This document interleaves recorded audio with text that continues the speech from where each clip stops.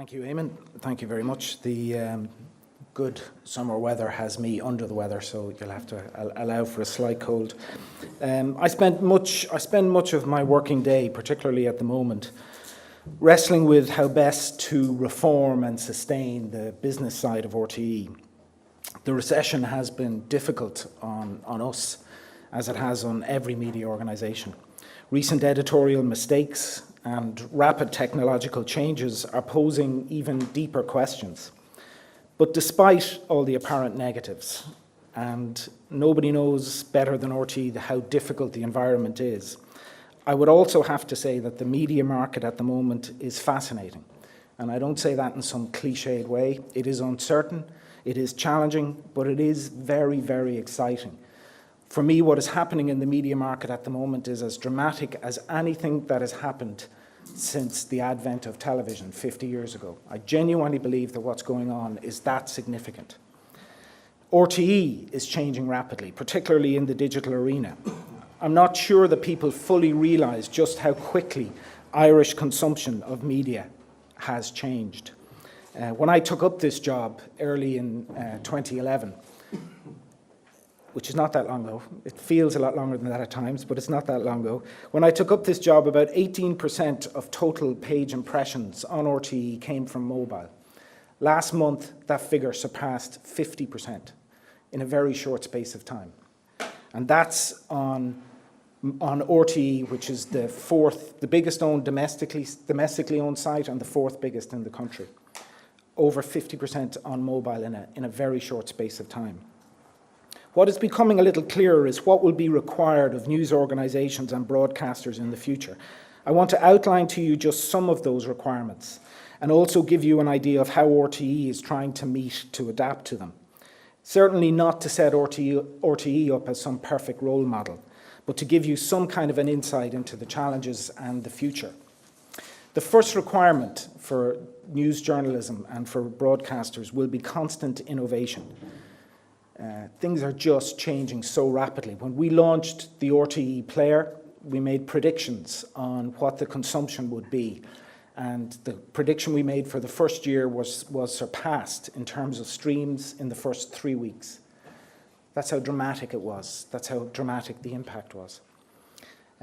In response, what we've tried to do is we've broken up, we've set up a new RTÉ digital division. We've put responsibility for content out into news, television, and we have a separate division now, which is basically an innovation hub to watch the market, follow the market, test new appliances, new apps, new products, and to be that digital hub, because innovation is going to be key. Another requirement is going to be multi-skilling, and we've all talked about multi-skilling for a long time, but it is absolutely essential now. From now on, all production courses in RTÉ will no longer be specialist in terms of television, radio or digital. They will be across all platforms. The news cycles have to change because speed and flexibility are becoming more important, particularly with some of the new entrants into the news market. They're agile, they're low cost, and they're quick. And in that environment, you have to compete with that without dropping standards and without making mistakes. For us, what we've tried to do in that regard is change our news cycles as well. We introduced, for instance, a morning news bulletin for television. That was only partly for television. The main purpose of the morning news bulletin was that we would be able to service news consumption 24 hours a day, and it got us geared up much earlier in the day in terms of the digital space. Organisations, and RTÉ particularly, with our responsibilities because of the licence fee, are going to have to share content more. As an organisation, we've been very conservative about sharing content in the past. We've tended to wrap our arms around it, and all of that changes in this new environment. Partnerships will become more and more important. If people are accessing content on different platforms in different ways, you have to be there. Finally, we have to find a way to monetize our digital offerings, and this is the great conundrum that we all face. And RTÉ it's not for today, but we have a number of developments there that we will be announcing over the next 12 months. But to be honest, I don't want to come at today's topic from a business perspective, because long before I was a media executive and manager, I was a journalist. and I believe passionately in the inherent value and importance of the best parts of journalism. Like many of you, I'm sure I've read countless articles and been to numerous events on the future of journalism, the fall of traditional media organisations, the death of traditional media. There's talk of little else at the moment among media executives. However, it often seems like the predominant theme in much of this discussion is how to save the current vehicles of journalism, the newspapers, magazines and broadcasters, for their own sake, rather than a really honest discussion about the value of journalism itself. What is it that people really want to save? What is the valuable or even indispensable thing that journalism can add to society? Perhaps if we're really honest about these questions, how to preserve, enhance and support what is truly valuable might become clearer. In case we were in any doubt about that, RTÉ's editorial mistakes in the past year reinforced for us the importance of public trust. It is that critical bond with your audience or your readership. It is the currency that allows you to take on the difficult subjects, ask the difficult questions, and pursue and to hold into account those in positions of authority and power. What we have learned is that that currency is something which is earned over time through the reporting and the thousands of editorial judgments made every day by editors, journalists and programme makers. It can be easily damaged. You may say that these are very old-fashioned, dowdy concepts in a world where public interest is constantly being served by social media or by individual witnesses with smartphones, digital cameras and internet connections. There is no doubt that these technologies are adding a real immediacy, vibrancy and diversity to news content, and that in itself is hugely valuable. But is it really displacing the need and demand for professional journalism, or is it just a welcome addition, adding flavour, energy and new points of view? This is the key question. New research in the US would seem to indicate that so far at least, these new types of social media are additive. The report finds that mobile devices are adding to people's news consumption, strengthening the lure of traditional news brands.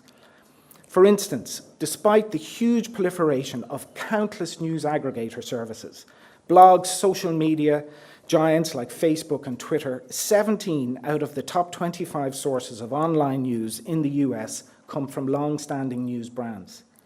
Newspapers, network news and cable news channels. The difficulty, and it is not to be underestimated, is always monetizing these trends and also maintaining that position in an increasingly diverse market. These trends correlate with recent data for Ireland. The BBC recently presented to Irish advertisers an analysis they had conducted on the Irish market. This showed that consumption of online news in Ireland is also dominated by long-standing news brands.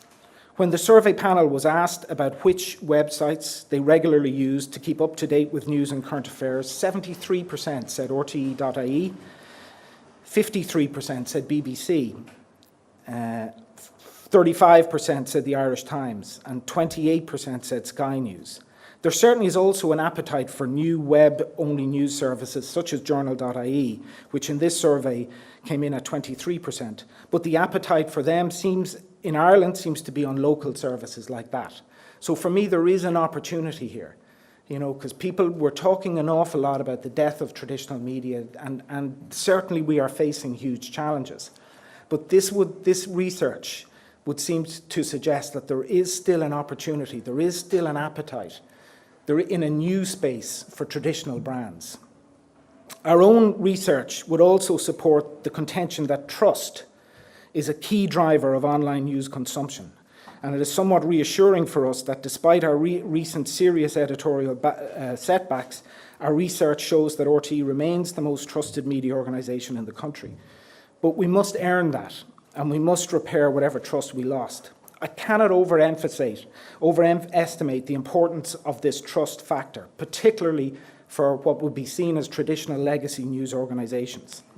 As if to emphasise this, the US research shows that the habits of US news consumers using mobile connected devices, which is smartphones and tablets, seems totally different to how they use desktops and laptops. The research shows that the reputation or brand of a news organisation, which is a very traditional idea, is the most important factor in determining where consumers go for news. And that is even truer on mobile devices than on laptops or desktops. It seems that people spend far more time with news apps on the smartphone and phone and tablet, visiting more pages and return more frequently to those apps than they do on desktops.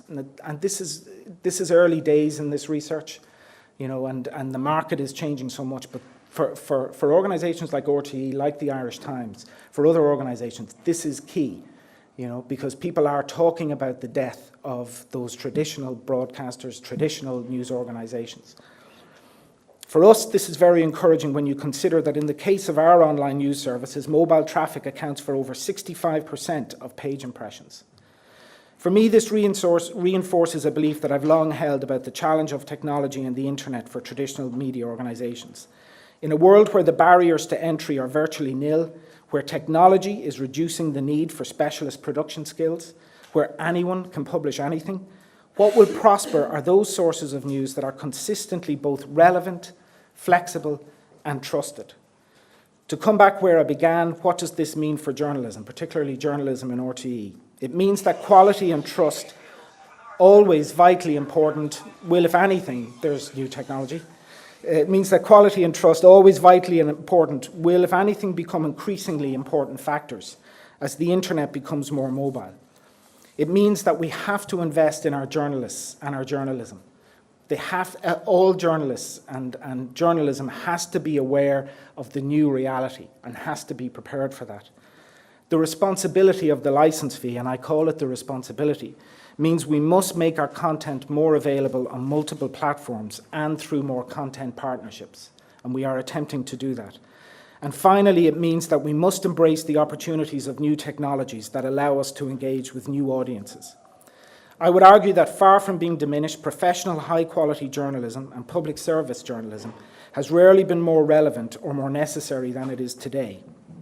Amidst all the change, fragmentation and uncertainty, and given our economic vulnerability, given the emergence of global media players, social media and the consolidation of media ownership in Ireland, I strongly believe there is a place for a publicly owned news and media service like RTÉ with a strong Irish voice.